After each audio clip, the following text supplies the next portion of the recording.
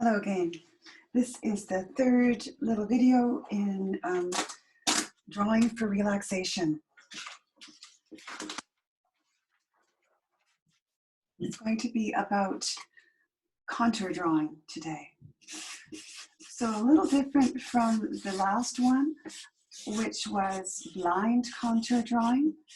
This one, we're actually going to get to look at our subject and see what's going on. So I got some tulips here, which were similar to they are the same subjects as I used for the first image that I showed you. And this is where we're aiming. So with blind contour drawing,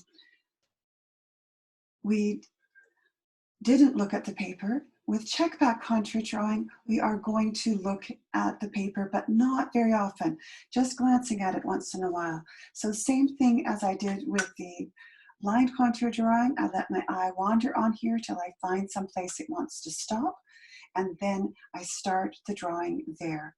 So it's stopping at the base of this, keep coming back here. The trick with that is that when you're doing something really complex, your eye will usually stop at the same place.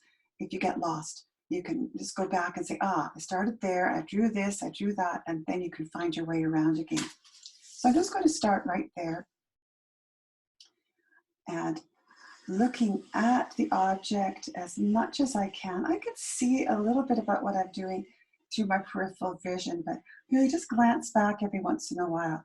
When I finish that shape, I can look back here and say, where does the next shape start? So like you did with mirror drawing, you're looking at where does that next shape start and going from there.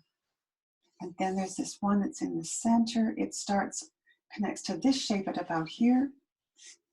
And then it comes down.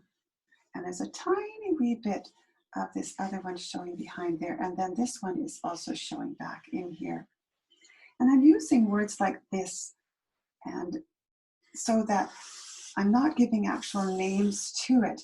If I give names, that brings me into the left hemisphere. If I stay in the area without a lot of language and I'm the language of shapes, I'm more likely to stay in the right hemisphere and find my way around. And you notice that I'm going from one connected shape to another connected shape here. So rather than try and do all the flowers first and then connect them, I'm going to go step by step, one shape connected to another shape, connected to another shape, until I have a semblance of this drawing. So spending most of my time looking at my subject so that I can find my way around. There's another one here. This is a leaf that's in behind there. If I was doing this as a finished painting, I would probably eliminate this leaf. But for the drawing exercise, it leads me to the next stem for the next tulip, so it makes sense to leave it in. And you just slowly go around. If you find while you're doing this that you're getting really critical, you're looking at your drawing too much and you're going like, well, that doesn't look like that, I'm no good at this, then you are in your left hemisphere.